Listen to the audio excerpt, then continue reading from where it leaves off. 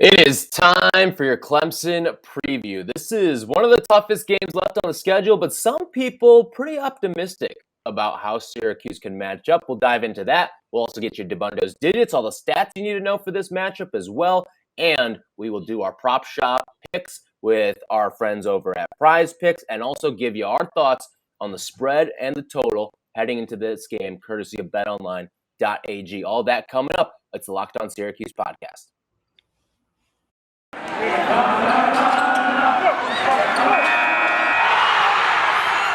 You are Locked On Syracuse, your daily podcast on the Syracuse Orange, part of the Locked On Podcast Network. Your team every day.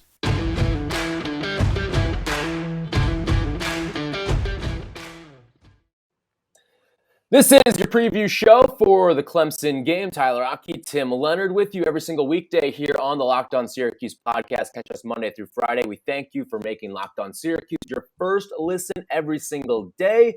That includes YouTube. We're everywhere.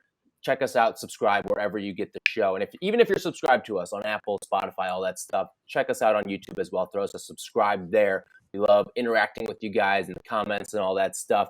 We'll read some of the YouTube comments from time to time as well. Also, rate, review the show on Apple Podcasts. And follow us on Twitter at @LO_Syracuse. We'll be tweeting along this Clemson game with you. And looking at the matchup here, I think people are decently confident with how Syracuse's defense matches up with Clemson's offense. To me, it's the other side of the ball where I think this game is going to be won. What can Syracuse's offense do against this Clemson defense that we've highlighted this week? Even though the offense is really down, and Clemson as a team is really down this year, this defense is still a championship-level defense that should scare and terrify every single Orange fan right now. Yeah, I mean, they've been down some players. They had some injuries to the tackle position. They've been rotating really both of their offensive linemen and their defensive lineman spots throughout the season here. But there are still playmakers on that defense. And the weird thing is, they're not necessarily getting a lot of turnovers or getting a lot of sacks or tackles for loss, but they're still not allowing a lot of points. And they're great in the red zone. We highlighted that yesterday. Sixth best red zone defense right now in the country.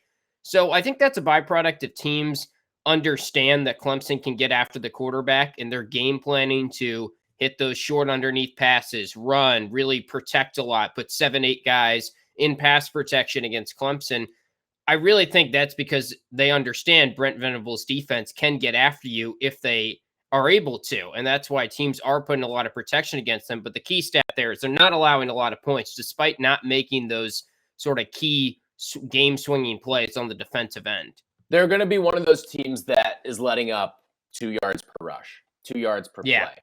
And you're not going to win football games from an offensive side if you're going up against a defense that can hold you in check like that. So that's what I'm most curious about is what are we going to see out of Sean Tucker?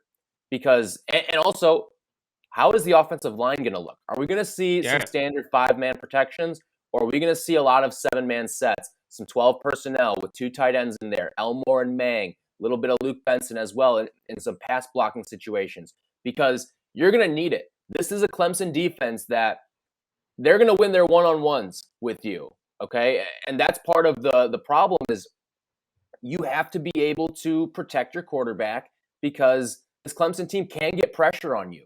They will pressure the quarterback. And we know it only takes 4 guys to go up against the 5 that Syracuse has to get pressure on the quarterback. Yeah, I mean, the offensive line has been better, but the key going into this game is who's going to be out there offensive line-wise. Is Aaron Service back out there? Is he going to be healthy? Are we going to see Josh Iloa, who's looked decent, but he's a very young body? Kalen Ellis, same thing. I don't know if those guys have looked decent. I've seen a lot of backpedaling and a lot of guys on their heels. Right, which... And against this Clemson team, that'll be accentuated too. Yeah, and the thing is, though, we've seen a lot of backpedaling from Aaron Service as well, and him on his heels. Matthew Bergeron has been pretty good in right before he got hurt against Wake Forest. I was watching him a little bit. He had some really good run blocks that I was impressed with. Right, and I think the key really for them is pass protection. They're run blocking, and I got to give credit again to Sterling Gilbert. They've been able to really... I mean, the fact that we have the 11th best rush offense in the country and our offensive line has been as dismal as has been the past 2 years is a credit to Mike Schmidt and Sterling Gilbert for doing what they can with that group and maximizing them despite some injuries. I kind of see it as a credit to Sean Tucker and what he does in the yards after contact too, because he's been good I mean, there are plays that first one. No, I think schematically there have been some things too, right? In that regard, but I think it's a lot on the shoulders of Sean Tucker because listen, it's pretty much the same group as it was last year in terms of personnel and skill out there on the offensive line, and Sean Tucker was getting hit behind the line then, making some things happen after, and this year I think you're seeing a lot of the same. Well, I think you can noticeably see more run holes, and I would also say the Mike Schmidt edition is probably a big reason why. Yeah. No, but yeah, I think Mike Schmidt has done a pretty solid job, especially with what he's been given so far. But we'll see. Well, again, this is a different beast that you're going up against with Clemson. This is guys who are going to the NFL. You've seen a handful of NFL guys. What's it going to be like when you see a defense full of NFL guys? Like there might be as many or more future pros on this defense than what Syracuse has seen the entire season. And I think that's the difference is some of those times where Garrett Shrader was able to break off one tackle here. Sean Tucker could break a tackle here. They could make an arm tackle miss. They could juke out a guy here. He was a step slow here or there. That's not going to be the case with Clemson. All that margin for error is dwindled down to a near zero at this point when you go up against this defense. Yeah, and the more I think about this matchup, I think it is going to be an ugly, low-scoring type of affair. I think you could make a case that this is Clemson's best offensive showing of the season, but the more you look at their numbers on offense, the more pedestrian they look, and DJU has not been good. I mean, that's just a fact of the matter. He looks very rattled easily. If you get pressure on him, which Syracuse should be able to, I know Clemson did make some changes to their offensive line and moved around the center position last time out against BC, and it looked like the best offensive line performance they've had so far this year. So I'd expect to see that again. But yeah, DJU has shown some really like Tommy DeVito-esque plays in the pocket where he looks rattled and then overshoots his receivers a lot. I'm worried too, second half.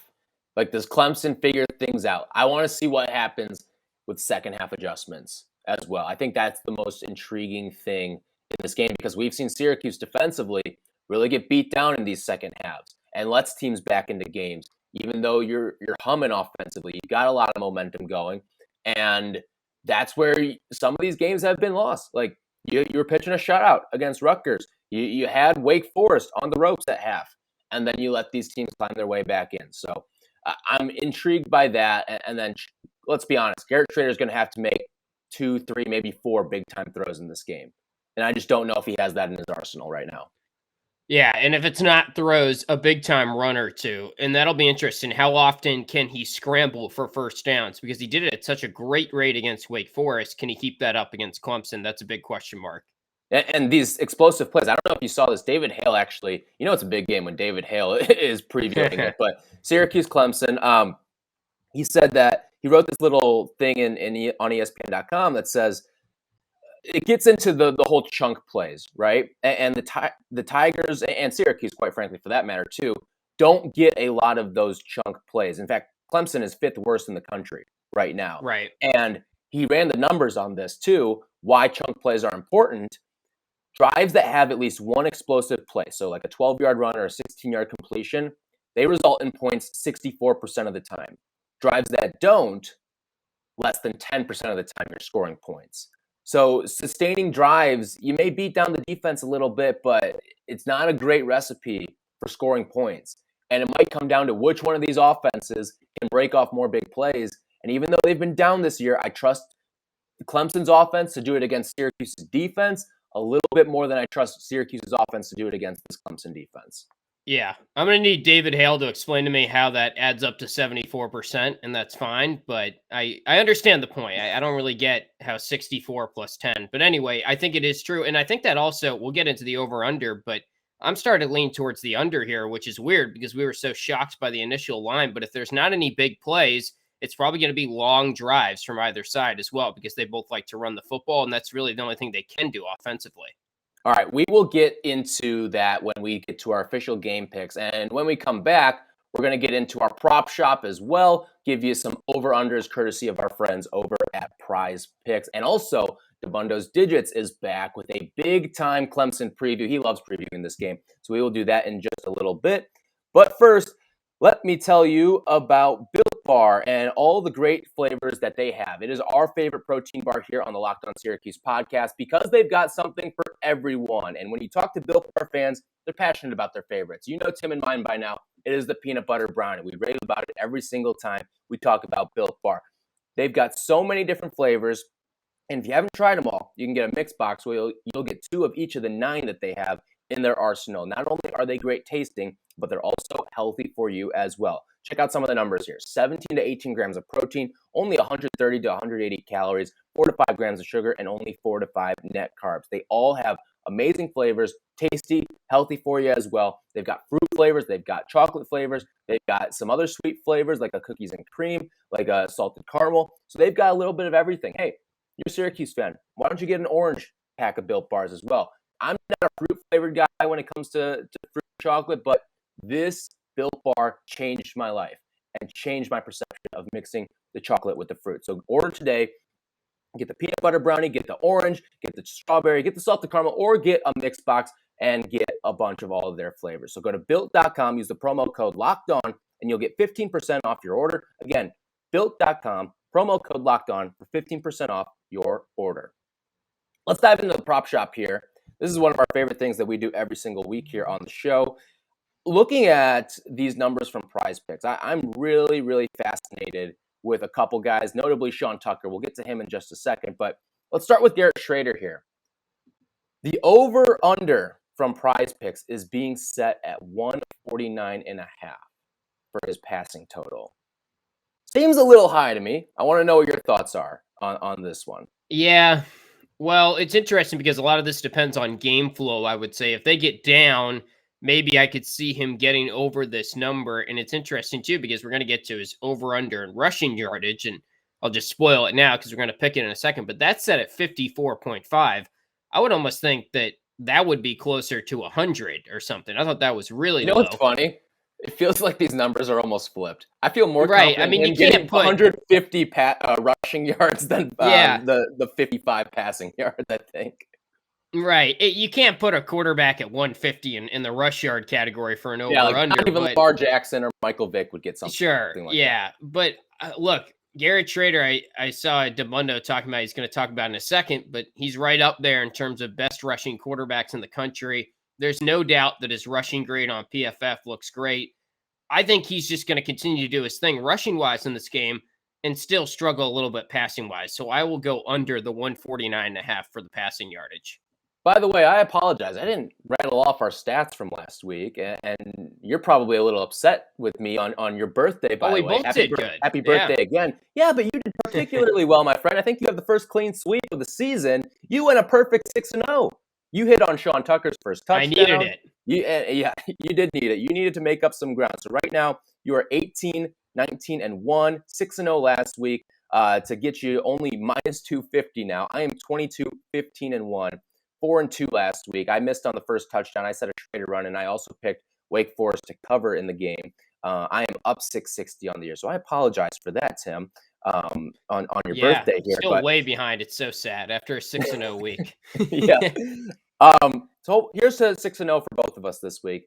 Garrett Shrader, 54.5 rushing yards in this game, according to Prize Picks. Do you lean with the over or the under here on this projection? You got to go over this, I would think. I'm surprised. I know that Clemson has a really good rush defense. This will be a different challenge for him there, but the way that he scrambles, that he's so quick to put the ball under, tuck it under, and run, the way that they use him rushing the football, I just don't see how he doesn't get to that number. Here, I'm going to go under here, and here's why. All right, wow. Because in the college game, sacks go down as negative rushing yards. So that could push Shrader under this. Mm-hmm. And I know Clemson doesn't have a ton of sacks this year, but hear me out here. The teams that they have played against in the ACC have had really good offensive lines, and they've got really good offensive linemen, some guys that are like all-American level good on their offensive lines. When you look at NC State, Boston College, traditionally really good offensive lines. And that's why I think that Garrett Shrader is actually primed to go under, because the sacks are going to go against that total. And we know what it's like. I think with these four-man fronts, getting pressure on Syracuse has been really easy for them. And I think Clemson is going to make a living in the backfield in this game. So we'll see how all that plays out. But I really think that this is going to be one of those games where we don't see the rushing production that we're used to out of Shrader because of the fact that there'll be sacks. And I think they're going to have linebackers spying on him too. Listen, Brett Venables knows how to stop pretty much everyone in the country. Okay. And Garrett Shrader, I mean, he goes up against the best of the best. I think he's going to put together some sort of game plan that's really going to stymie Garrett Shrader in this one. All right. Next up, Sean Tucker. His number is set at 89.5 in this game. A little lower than usual, but I think that's a fair number when you're going up against a defense the caliber of Clemson. So what side are you on for this one? Are you on the over or the under of 89.5? Well, I feel like you're going to take the under if you took the under on Shrader. I know I'm just guessing here, so maybe I'll take the over to try and climb back on you. I don't love it because we talked about what are they going to set this number at. This is definitely his toughest test yet. But at the same time, Sean Tucker has faced some pretty tough rush defenses, and he's consistently gone over our expectations. I don't have it in front of me, but I would say he's hit the over more than he's hit the under this year. And I'll ride him because he's my dude, and he's just been performing this year no matter what's in front of him. I'm actually going to go with the over here. And all right. Again, the calculus for my Shrader pick is that sacks go in to the equation there. And with Shrader, you see some really deep dropbacks. And I think he breaks some tackles in previous games that I don't know if he's going to be able to break against this Clemson team. But I like the over here with Tucker just because of the fact that you're going to get into some play action scenarios or some read options. And I think Tucker's going to be able to take advantage of that later in the game when some of those plays that were play action early in the game end up being Tucker runs and he can break off maybe some 16, 17-yard games. I just think it's going to be a lot of running in this game because I don't think Syracuse really trusts Garrett Schrader to throw much in this game. So I will go with the over for Sean Tucker purely from a volume standpoint. Like he could have 30 carries in this game. It would not shock me if he had 30 carries in this game. And then you're asking him to get you 3 yards a carry. Even against a vaunted defense like Clemson, I think he can achieve something like that. Next up, Courtney Jackson, over under 3 receptions. Where are you siding for this one? Tough line because I think you're right. They're going to run the football a lot. Clemson's got a good defense, but they seem to be trying to get Courtney Jackson involved more in this offense. They seem to be running plays that are kind of catered to his skill set. Gilbert maybe changed some things up knowing that Taj is out and Courtney has to be one of their better playmakers now. So I'll take the over. I would guess that 3 is probably where he finishes. Maybe 3 catches is right on the money. But I think he will get to 3. So because of that, I'll bank on worst case being a push here. I'm going to take the under here. And I mean, how often do we even see a Syracuse receiver exceed 3 catches these days? Garrett Schrader's completions are limited, but they're limited and he spreads the sugar around. Like you'll see Quealy have 3, Jackson have 2, and then like 3 or 4 other guys have 2 or 1. Right? Right. So I'm going to lean with the under here because Jackson, again, he had a good game last week. But I still need to see a little bit more out of him. And against some of these Clemson defensive backs, I think that could spell a little bit of trouble, especially because I think there'll be a few more guys back in coverage too against this Syracuse team because they're not going to need to bring 5, 6, 7 guys to get to the quarterback.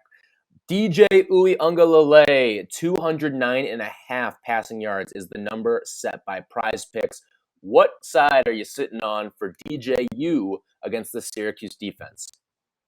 So it's amazing. He's only averaged 158 passing yards a game this year. I mean, that has to be one of the lower figures for a huge 5-star quarterback coming in. I just would have expected to be much higher. I think all Clemson fans have been very disappointed with this play, especially after he showed some flashes last year. And we talked about how he doesn't do good under pressure. He throws over the receivers, overshoots a lot of passes. It's a lot of like just timidness, and he's spoken publicly about how he's trying to make the perfect throw too much, and he just needs to let it rip.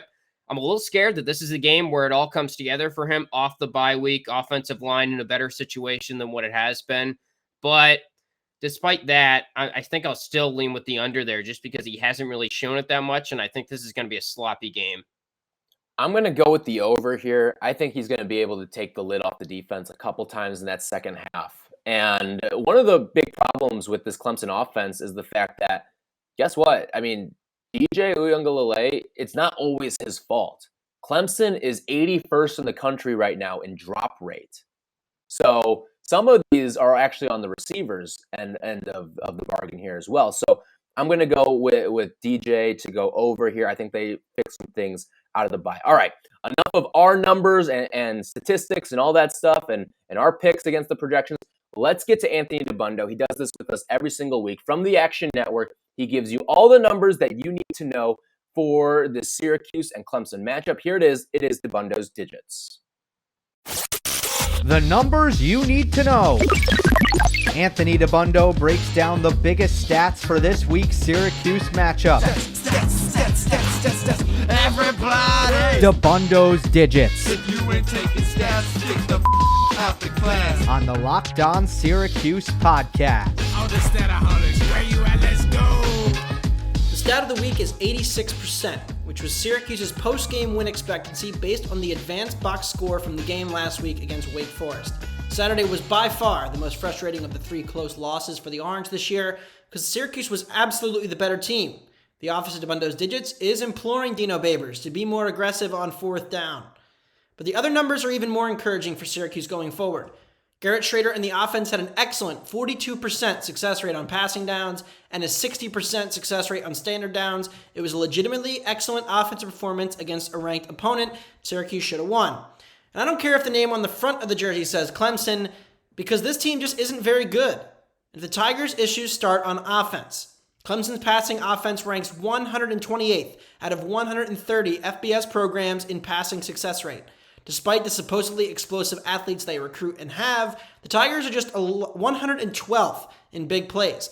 The run offense isn't much better either, as the Tigers rank 66th in rushing success rate and 45th in offensive line yards. Both are average at best in the country. We're talking about an offense that has consistently been in the top 10 in every offensive category every year. When Clemson does move the ball into scoring position, they're rarely converting that into touchdowns. The Tigers are 112th in finishing drives, which will be a welcome sight for a Syracuse defense that has struggled in the red zone in recent games. Syracuse defense has statistical advantages in every single category when you match up the performance of the Clemson offense this season against the SU defense. When's the last time that's ever happened? I don't think it's happened in a very long time. But let's switch to the other side of the ball, where Clemson's defense is still pretty good and hasn't quite seen the same level of drop-off as the offense. But even the Tigers' defense isn't nearly as dominant as it's been in years past. Clemson is 5th in rushing success rate allowed, but its D-line can be pushed around a little with an 85th ranking in defensive line yards. The Tigers are vulnerable through the air with below-average pass rush and pass defense metrics, but they're pretty good at preventing big plays as they now rank 2nd in big play defense in the country. Clemson's defense will present way more challenges for the Q's offense than Wake or even Florida State did. Both the Deacons and Seminoles have a better offense this year than Clemson does. Both defenses grade out in the top 30 in both PFF's tackling and coverage grades, which shows they're both well-coached and disciplined units. One area of significant advantage for Clemson, though, is in special teams, where the Tigers rank 26th in SP Plus special teams rating.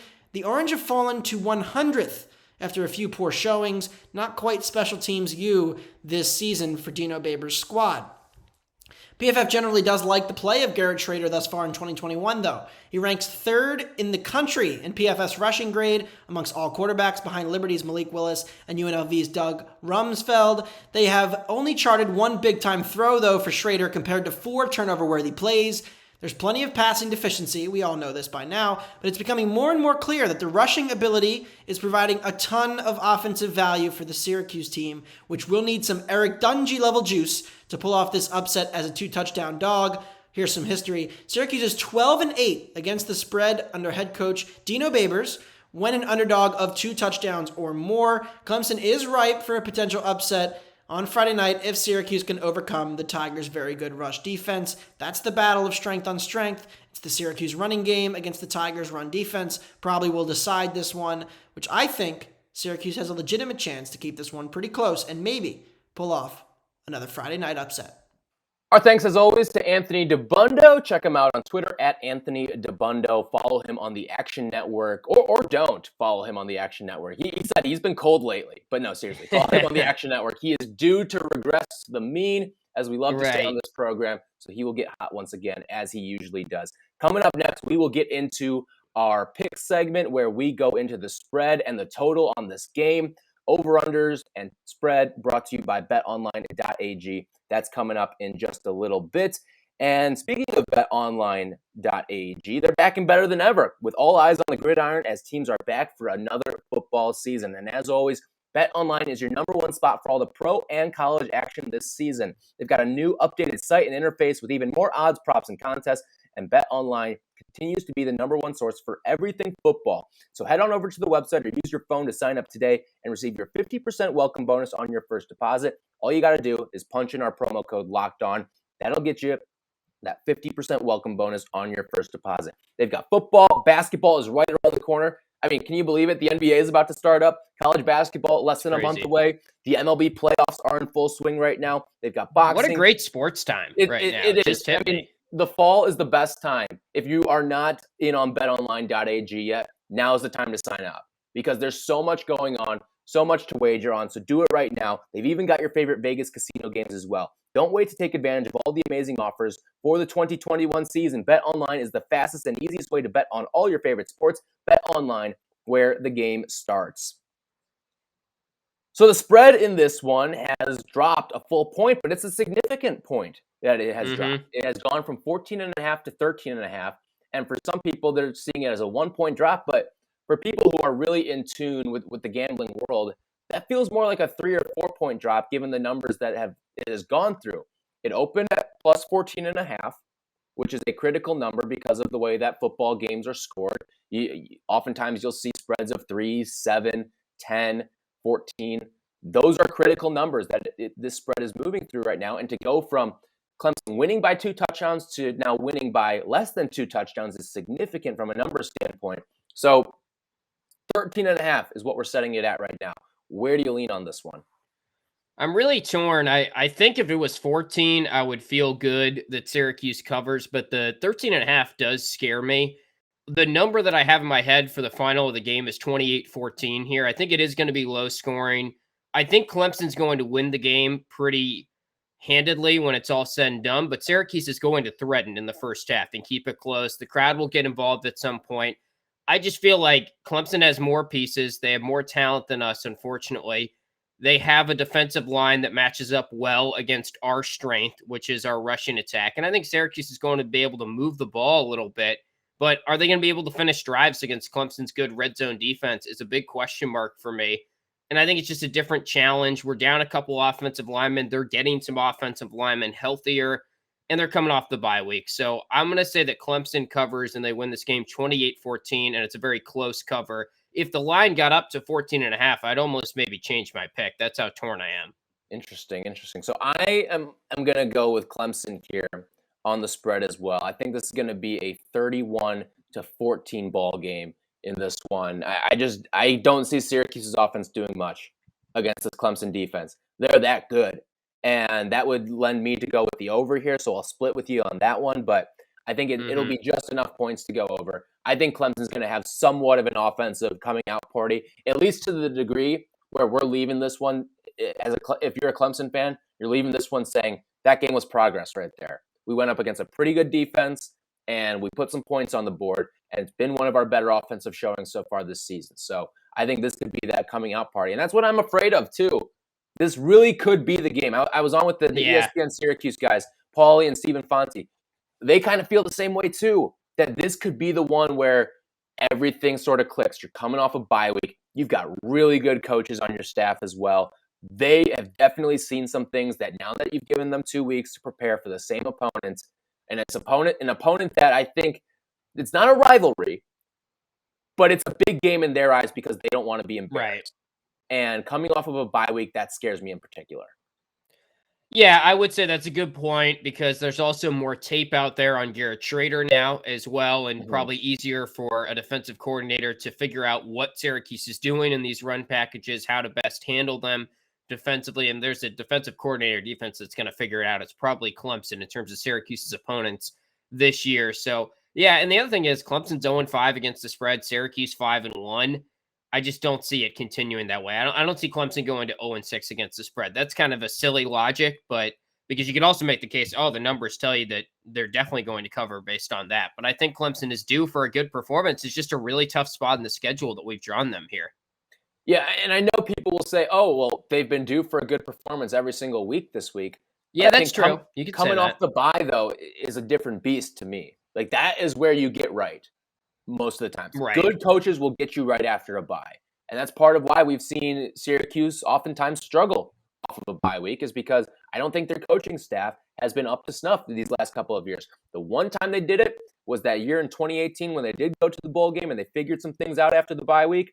And that's because there were good coaches on that staff. I mean, Sean Lewis is a guy that you'd love to have on this offensive staff right now because he had the offense clicking. Yeah, that's true. And also, there's been some Dungy injuries that have hurt them after the bye, but it is kind of puzzling. They've really struggled to win after the bye. Their bye is probably too late this year for my liking. I've been looking at the ACC schedules. It feels like there was a cluster of byes last week, a cluster of byes this week, and Syracuse kind of draws the short end of the stick. Yeah, it's funny how that works, huh? I don't know why. I'm sure there's maybe some rhyme or reason, but I don't think there is. I literally think it is random, and people are going to read too much into it, but it is random stuff right here. Yeah, so I don't know. It's a bummer that we get Clemson off a bye. It's also, you could make that case that Clemson has been due for a good performance. I'm sure the fans were like, oh, Georgia Tech, this is where we get right. Oh, BC, definitely where we get right. Their offense has just been bad for a lot of weeks. NC State, they went a quarter and a half without a first down at all. And I think the only first down they got was a pass interference. It's been a bad offensive showing for them. Yeah, and it worries me that you don't want this to be the week where the bear wakes up because they've got some dudes that can play with you. And I don't know if Syracuse is going to get the same amount of pressure on DJ as they've gotten on previous quarterbacks because, again, much like on the defense, there's future NFL dudes on this offensive line. There always are. Syracuse has struggled to get to the quarterback against really good offensive lines. So we'll see. I'm excited for this one. Friday night, all eyes pretty much. I think this is like the premier game on the Friday night slate too. So this should be a really good one. I'm excited for it. I know you are. We'll be tweeting along with you guys at @LO_Syracuse. Tweet us your predictions for this game. We'd love to hear them. We'd love to interact with you guys during the game. And Tim, I haven't said it yet this podcast, but I have to say it. Roll it out. Roll out the Garrett out. Seriously. It's mandatory you get it in once. I have to. I haven't hit the quota today yet. So seriously, it's the stuff that works and they choose not to use it right now. And that's the part that's frustrating to me. So get him out, cut the field in half, and maybe he can make a couple plays happen for you during this game because you're going to need some big plays against this Clemson defense. So we're looking forward to this game. Thanks so much for making Locked On Syracuse your first listen today. For your second listen, go check out Locked On ACC because they are previewing all the weekend slate of games. So check them out. Candace Cooper does a fantastic job on that show. For Tim, I'm Tyler. Enjoy the Clemson game. We will recap it with you guys